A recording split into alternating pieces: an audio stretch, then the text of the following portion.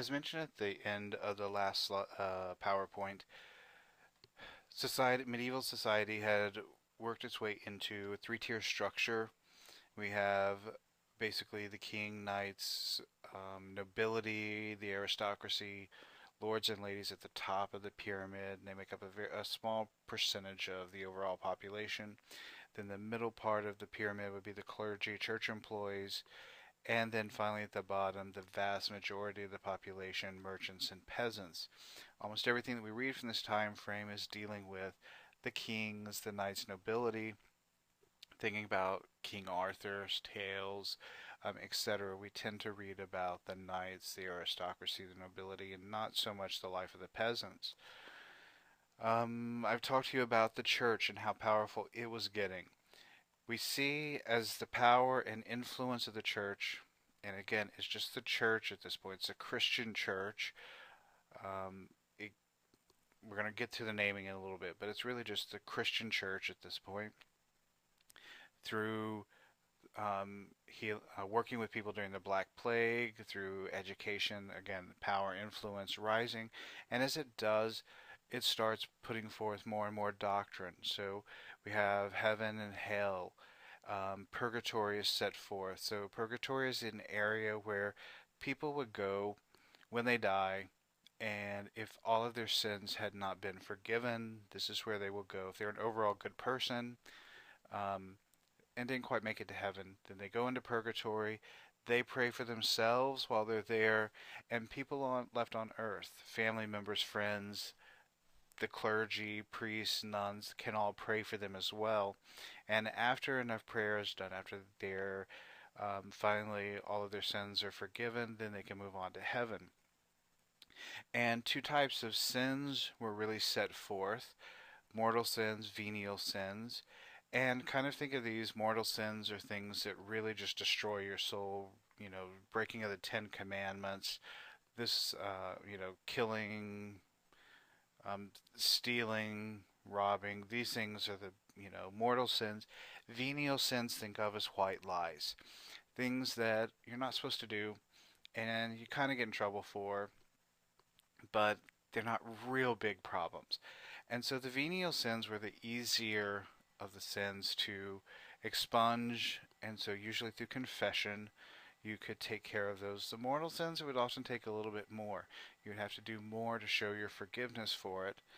And one of the ways the church started to take care of kind of two issues at once, one issue being the need for more money. As they're building more churches, they're building universities, they need more money coming in. And then you also have the souls of these people who are committing mortal sins need to be prayed for. And so the church pulls together this idea of indulgences where you could pay and you would have priests, monks, nuns, people in convents and monasteries praying for you or your loved one, round the clock for a certain period of time based on how much you pay. And those prayers would then help your loved one or whomever then get out of purgatory and move on to heaven. And we see the church really starting to take advantage of this. As it becomes a moneymaker, we see more and more people taking advantage of this to the point that we finally get people who are prepaying for their sins. They go ahead and pay up front. You get the wealthy who will pay ahead of time, and then that way, they're going to make sure that they get to heaven because they're kind of buying their way in. So we see people starting to have a problem with this. The corruption comes into play at this point because the church has now become a very, very influential body. It's starting to say what is good, what is bad in society, who is good, who is bad. It's the educated. It's the people who can read and write. So a very powerful group. And we start to see cracks in the facade. We see the indulgences are on the rise, and in papal indulgences as well, meaning some priests, bishops were selling indulgences saying that the Pope himself would pray for you. Sometimes it was real, and sometimes it was fake. We have fake relics abounding. One of the issues there's two issues with relics in the Catholic Church, or at this point the Christian Church. Each altar must have an actual relic, some piece of a saint implanted within it to make it holy. And then you would also have people who would go on pilgrimages. If, for example, as the Sainte Chapelle in Paris has the crown of thorns, what is believed to be the crown of thorns. So people would travel from all over Europe to worship, well, not to worship the crown of thorns, but to worship in front of the crown of thorns, to adore the crown of thorns, and pray in front of it. And of course, when they travel this far, they bring money with them and give to the church. So it was important for a church to have a very famous, well-known relic of one of the saints in order to kind of make a name for itself. The Church of Chartres, just south of Paris, is well known for having the veil that the Virgin Mary wore when she gave birth to Jesus. We have, pieces of Joan of Arc in different churches. And so it's important for the church to make sure that, again, each altar has a piece of, so it can just be a knuckle bone, it can be something very small, a hair of a particular saint. But there must be something within the actual altar to make it holy. But again, it would also be important if you wanted, or let me say I'm building a church and I want to make sure that it's a wealthy church and a big, nice church, then I'm going to sell a lot of indulgences to raise money. And I'm going to, by hook or by crook, get some kind of relic. And so we start to see lots and lots of fake relics out there. Churches saying they have things that they obviously don't have.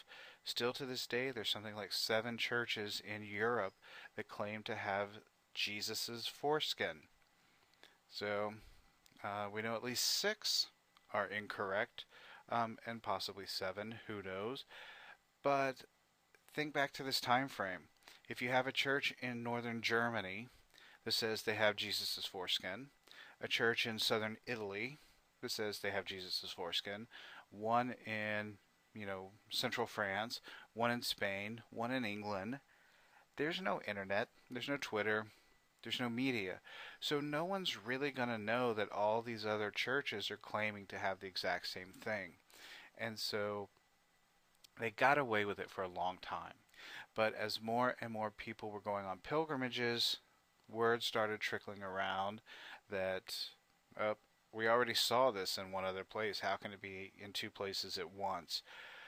We also have clergy not living up to their vows. So we see a lot of corruption in the church, and we have one particular German priest who lists out 99 problems that he sees with the church, and he posts them and really protests against the Christian church and some of their procedures. And so this kind of splits the church. There are those who start to follow Martin Luther and thinks that he has some good ideas. Others stay with the Christian church as it is. And so at this point we get the split between the two, and we get the kind of creation of what we call today the Catholic Church and the Protestant churches. So the Catholic Church is a church that originally was built up around the cult of Jesus and has changed over time, but it's still the church that kind of traces itself back directly. And then all the Protestant groups started splintering off from that. So we have Lutherans who started, and then you get Calvin, and Calvinists, you get Methodists, Baptists. So then you started getting all these other groups who then started interpreting the Bible their own way. The thing with the Catholic Church was the priest interpreted the Bible for you. You didn't need to read or write because the priest would tell you what it meant. Then one thing Martin Luther said was the priest shouldn't have to be the one to tell me. I read it for myself. I figure it out. Then we start getting all these different groups that start reading it and having different ideas about what it means. And so we've now had the church, which has a lot of power, split in two. and we're going to see um, some issues arising. And it's in this kind of turmoil of the church changing, society changing, that we're going to end up getting the Canterbury Tales. One issue that I do bring up quickly is advancement in science is the four humors. There was a belief by all physicians that there were four different types of body fluids, and it was those body fluids that dictated our behavior. That we had within our body blood, phlegm, yellow bile, and black bile. Blood is what led to our passionate and lustful natures. Phlegm was what happens with sickly and cowardice. Yellow bile was violence and anger. Black bile, depression, or what we would call emo. And so the person who is healthy and normal, all four of these were in perfect harmony. They were each at the in the same level, inequality. Everything's good. If one of these got out of whack and you didn't have enough of one and too much of another, then you would start to exhibit some of these different behaviors. So if a person who's very interested in sex, obviously they have too much blood, so the remedy would be bloodletting. They would basically cut open a vein, let some blood come out, and then that would treat that passionate, lustful nature. Nowadays, we know, of course, it would, because once you get rid of, a lot of blood, you're going to be weak. You're not going to be the same kind of person. And for phlegm, if you're a sickly person all the time, there were certain things that were prescribed. If you were a violent, angry person, then there were certain things to combat too much yellow bile in your system, etc. And you will read about a couple of these terms in the particular tale that I've had you read, the Miller's Tale. Chaucer, I'm going to go through some of this pretty quickly. Some say he's the second greatest poet after Shakespeare. Some say he's the first greatest, because the one thing he did was create English literature, in the sense of, prior to Geoffrey Chaucer, the language of literature, of poetry, of writing down things for enjoyment in England was French. And that's because of the history of England dating from 1066, with William the Conqueror from France taking over as King of England. Throughout the reign of him, his sons, his grandsons, through the mid-1300s, all of the kings of England spoke French. And so the aristocracy spoke French. And who was going to be reading and writing any kind of poems, etc., was that first estate. So French was the language. If it was something dealing with the church, obviously it was in Latin. And so Chaucer's the first person who then starts to say, why don't we just write in English? A lot of us, the peasants, the poor, we speak English, or what at the time they're calling English, so he starts to write in it. He held many different jobs throughout the years. He was a diplomat, bureaucrat. He went on several pilgrimages. Some people say he was a spy at some point. He was a chemist. He was a philosopher. He wrote, obviously. So he had some really strong interest in learning. When we start getting into his lifetime, we see interest taking place in church history because of the splitting apart of the church. So notice that he's born in 1343, and we have him starting to write in his mid-20s. In 1170, we have a priest that was killed in a cathedral in Canterbury. The Archbishop Thomas à Becket was murdered while performing Mass. Basically, he was kind of in a fight with King Henry. King Henry wanted a little bit more control over the church. Becket was very much steadfast that the church was separate from the crown. And when the king supposedly uttered the line, "Will no one rid me of this meddlesome priest?"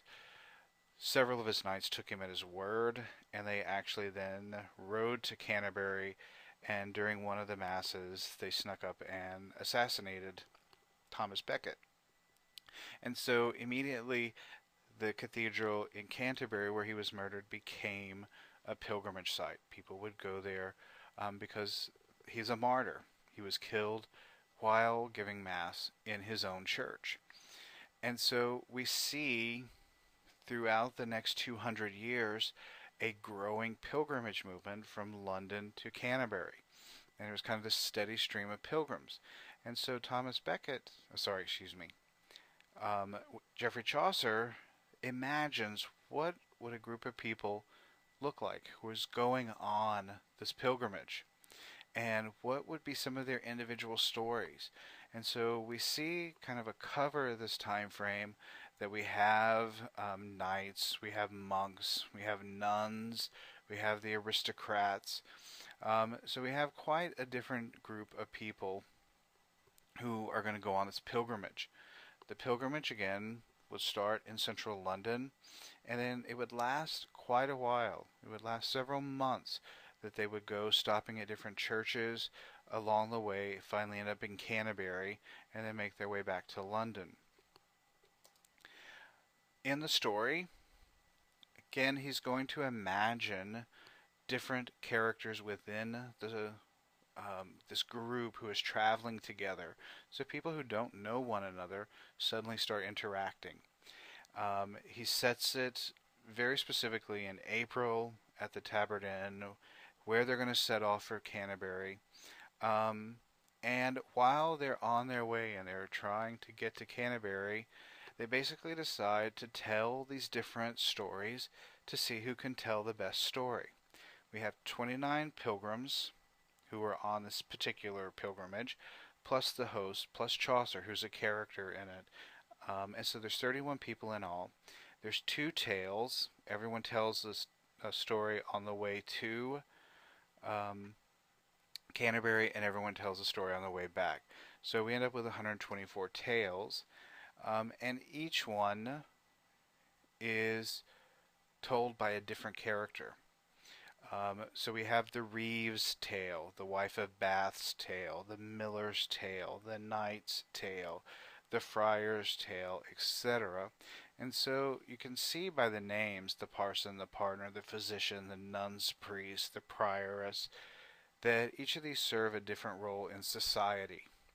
And so we have even down to the lowly cook, to a clerk. So we're going to see all different levels of society being represented and telling their stories. 2 different tales I'm just going to quickly touch on. The Pardoner's tale is an interesting tale. Again, the pardoner, someone who pardons. He's greasy, he's nasty, and so he's not the person who you would expect to tell a story about greed, because again, he's this kind of big, nasty, greasy person, and so it's kind of ironic that his tale is what it is. And his particular tale that he tells the story of is 3 men who pledged to find and then kill Death. An old man points them to some gold under a tree, as I tell you, and then the greed that getting to this gold destroys them all. We find out at the end the old man obviously was Death, and so they're not able to find and kill Death because greed gets the better of them. And so we can also see this as a person who pardons is a clergy member. So we can see greed, him telling the story of greed as a bigger metaphor. And then one of the more interesting stories, and I really debated between having you read the wife of Bath's tale versus the miller's tale. We have the story in the wife of Bath. This one is considered one of the more magical tales. They're kind of split into 2 kind of tales. Some that are a little bit more realistic, some that involve some kind of magic. And this one has magic in it. We basically have a huge long prologue that is twice as long as the actual tale. So the setting up of the story. And within it we hear Chaucer's voice really kind of talking about the male chauvinism that is exhibited by all of the different pilgrims. And it's a story that takes place within King Arthur's court. You have a knight who rapes a woman, and he's taken before King Arthur for punishment. And the queen asked to be able to give the punishment. And she asked the knight, what is it that all women want? He doesn't have an answer. And so she says, you have 1 year to go and find out and come back and give me your answer. So off he goes. He wanders around for a year asking every woman he can find, what is it that women want?